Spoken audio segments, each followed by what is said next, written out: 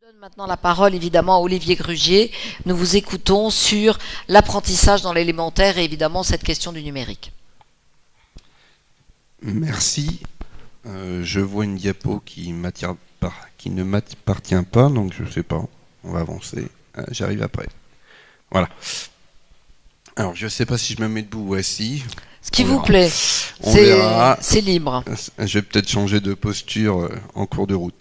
Moi, je suis enseignant-chercheur et mes questions autour du numérique ne sont pas centrées sur la question des usages, mais sur la question de la compréhension du monde numérique par les jeunes enfants, notamment sur la question de comment ça marche, comment ça fonctionne.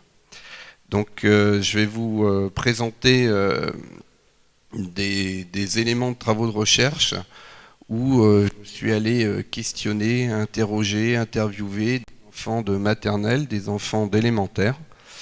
Et puis à partir de ça, eh bien, on peut avoir des traces de leurs pensées par rapport à ces nouveaux objets. Alors je vois que mon titre a changé, mais c'est pas grave. Passons. Bon, oui, ok. Alors, je vais vous parler du monde des objets. C'est ça qui m'intéresse. Moi, c'est le monde des objets techniques. Nous en avons deux objets techniques, en l'occurrence, autour de nous, là, des beaux tableaux numériques interactifs, ou TBI pour certains, tableaux blancs interactifs, peu importe le nom. Je vais vous présenter ces objets-là au sein des classes de maternelle, d'élémentaire.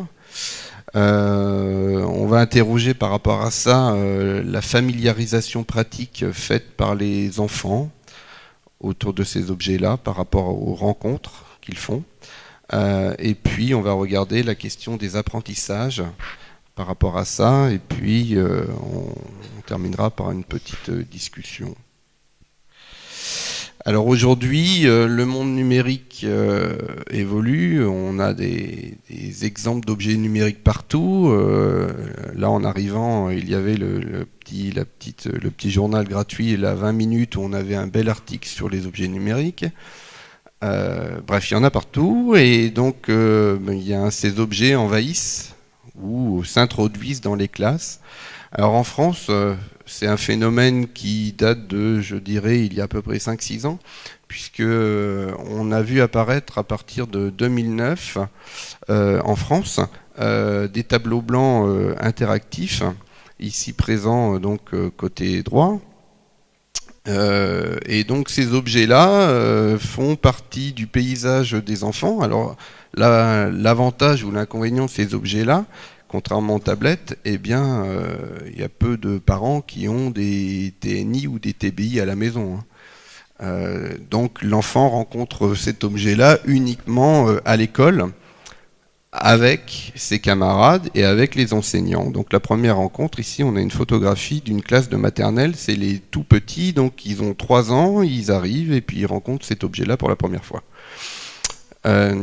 Donc c'est un monde nouveau, c'est un objet nouveau, et la question c'est par rapport à l'ensemble des rencontres que l'enfant va pouvoir effectuer autour de cet objet-là, qu'est-ce qu'il peut comprendre en termes de fonctionnement. Donc l'ensemble des rencontres conduit à ce que Jean-Louis Martinand, qui est un chercheur à l'ENS Cachan, juste à côté, disait la familiarisation, c'est quoi ? Bien, c'est simplement l'ensemble des rencontres que l'on peut faire avec des objets. Et puis la question de la pratique, c'est la question à la fois des usages, bien entendu, mais aussi de toutes les actions qui peuvent avoir lieu autour de cet objet-là, par l'élève lui-même, par ses camarades, par les enseignants. Donc on peut avoir une pratique observée, une pratique réelle, et autour de ça, donc, quelles sont les connaissances techniques qui peuvent être en jeu. Donc on peut avoir des connaissances en termes de reconnaître un objet, de savoir à quoi il sert et éventuellement de l'utiliser.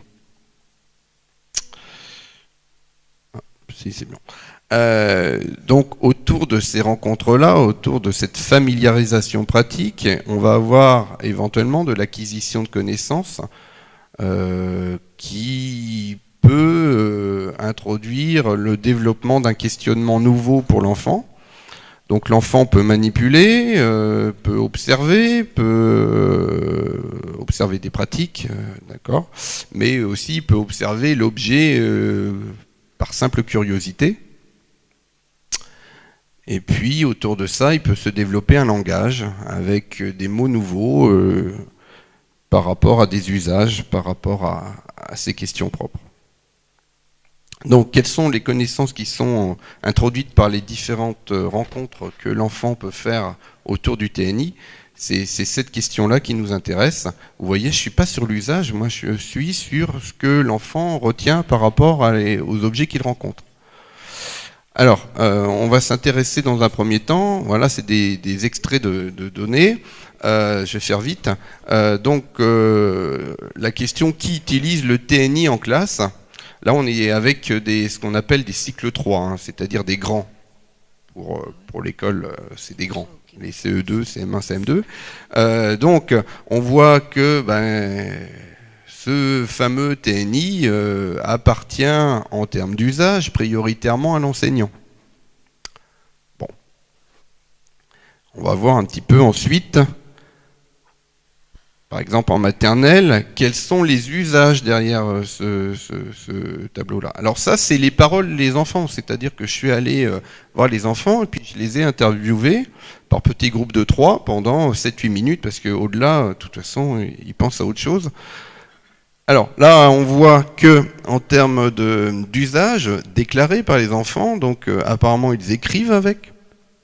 Ils regardent des dessins animés, ils regardent des photographies, ils peuvent jouer avec des lettres. Donc jouer avec des lettres, on manipule, on bouge des lettres. Et puis il y a des coloriages qui sont pratiqués en classe. Donc ça, c'est les usages effectués ou observés par des enfants de maternelle. Sachant que les grands nous ont dit quand même que la priorité, c'était l'enseignant qui l'utilisait. Donc, je pense qu'on est plutôt sur de l'observation de pratique. Alors ensuite, je suis allé demander à des grands de me représenter pour eux ce que c'était un TNI. Alors là, ce qui est intéressant, c'est que à travers cette représentation graphique, oui, on la voit bien, à travers cette représentation graphique, on s'aperçoit qu'il y a un usage. Et puis l'usage, c'est quoi? Eh bien, c'est une opération mathématique qui est montrée par l'enfant. Alors, on pourrait s'interroger sur la nécessité d'utiliser un TNI pour faire une opération mathématique. Parce que finalement, si vous vous souvenez de la première photographie que je vous avais montrée, on avait un tableau noir. On peut faire la même chose avec un tableau noir. Donc l'usage, la plus-value pédagogique, je ne sais pas, je ne l'ai pas identifié encore. Bon, bref. Ensuite, si on regarde un petit peu au niveau de l'élémentaire, comment ça fonctionne? Ça, c'est une vraie question, ça. Et ça renvoie à la question posée tout à l'heure, notamment en termes d'organisation de son ordinateur. J'ai pas donné de nom. Donc, non, mais ça renvoie à des vraies questions, comment ça fonctionne. Et donc, dans comment ça fonctionne un TNI, on voit que la partie orange, les enfants nous disent, eh bien, il faut un ordinateur pour que ça fonctionne. Il faut également, c'est la partie bleue de l'électricité, et il faut également un projecteur. Après, on voit plein de choses qui apparaissent. Le dernier élément, là, la partie bleue tout à la fin, en haut, il faut des écrous. Et bien, pourquoi pas, oui. Et ça renvoie finalement au fait que les enfants ont observé l'objet. Et certains ont peut-être vu des écrous. Qu'est-ce qu'il y a à l'intérieur du TNI? J'aurais pu vous poser la question, on aurait pu faire un questionnaire commun finalement. On aurait eu des réponses intéressantes, je pense. À l'intérieur du TNI, il y a, c'est la grosse partie bleue là pour la moitié des enfants interrogés. Il y a des fichiers. C'est bien. Mais il n'y a pas de fichiers dans les TNI. Et oui, il y a une puce, il y a des mécanismes, il y a des batteries, de l'électricité, une carte mémoire, des fils électriques. Alors autant les fils électriques, je suis d'accord, l'électricité également, les mécanismes, pourquoi pas, mais le reste, non. Non. Tout ça, ça appartient bien à des tablettes tactiles, éventuellement à des ordinateurs, mais pas à des tableaux blancs interactifs ou des tableaux numériques interactifs. Et donc là, on voit la limite de la représentation des élèves qui peuvent se faire à travers des usages observés, ou même leurs propres usages. Bon, il y a quand même 31% des élèves qui disent bon, on n'en sait rien. Lorsqu'on demande de représenter un TNI aux enfants, ils nous le représentent majoritairement dans un système complexe. Et là, que voit-on ? Eh bien, on voit un projecteur. Si vous regardez, d'ailleurs, on a bien un projecteur là. On voit des enceintes sur les côtés, on voit des boutons, des prises, etc., hein. Donc, pour eux, le TNI, c'est pas que l'écran, c'est tout, c'est l'ensemble, c'est le monde qui est autour. Et c'est peut-être pour cela qu'ils nous répondent qu'il y a des fichiers dedans. Parce qu'ils ne font pas la distinction entre l'ordinateur qui pilote le TNI, alors que le TNI, c'est quoi ? C'est une tablette, mais c'est pas les tablettes numériques que nous connaissons, c'est les tablettes qui existent depuis les années 80 dans les bureaux d'études pour faire des dessins. Remarquez, moi non plus, je ne fais pas la différence. Et c'est peut-être pour ça qu'on a du mal après à retrouver ces fichiers. Oui. Non, mais c'est... Non, mais vous voyez, une réalité, je ne sais pas non plus comment fonctionne réalité. le téléphone, mais ce qui m'intéresse, c'est que ça marche. Enfin, c'est un autre débat, d'accord. C'est un autre débat. C'est un autre débat. Non, mais ça ne m'intéresse pas de savoir ce qu'il y a dedans, c'est ça que je veux dire. Oui, mais ça peut permettre d'aider à avoir un usage plus raisonné et réflexif. D'accord. Pour conclure et discuter, donc les élèves de 3-4 ans, lorsqu'on leur pose la question qu'est-ce qu'il y a à l'intérieur, ils n'ont pas de réponse. En fin de maternelle, ils nous expriment, alors là je ne sais pas si on voit très bien, si ils nous disent qu'il y a des fils électriques, des batteries, et même il y a certains élèves qui nous parlent de centrales nucléaires. Mais tout ça c'est lié à l'électricité. La COP21, ils sont très informés sur la COP21. Peut-être. L'électricité c'est quelque chose de magique, non défini, mais qui permet de faire fonctionner plein d'objets techniques. Alors là, vision des enfants de CE2, CM2, normalement c'était pas un point d'interrogation, hein. Donc eux, ils nous parlent de puces, de zones de stockage, et c'est justement à partir de ce moment-là que l'on va rencontrer des problèmes, puisque ces enfants-là, lorsqu'ils vont aller plus tard au collège, au lycée et éventuellement à l'université, ils vont travailler sur des ordinateurs, certes, mais dans un environnement numérique complexe qui est composé par un réseau. Et lorsque vous leur demandez d'enregistrer un fichier et de revenir la semaine d'après, ouvrir le fichier, la plupart du temps, ils vont rechercher l'ordinateur qu'ils ont utilisé la semaine d'avant, parce qu'ils pensent que le fichier est stocké dans l'ordinateur en question. Or, c'est juste l'interface. Et là, au niveau du TNI, c'est le même problème. Ils utilisent le support, donc ils pensent que les données sont stockées derrière ou dans le support. Et ça pose des problèmes. Ça pose des problèmes, donc ça veut dire que... Ça veut dire que je vais terminer. C'est ça.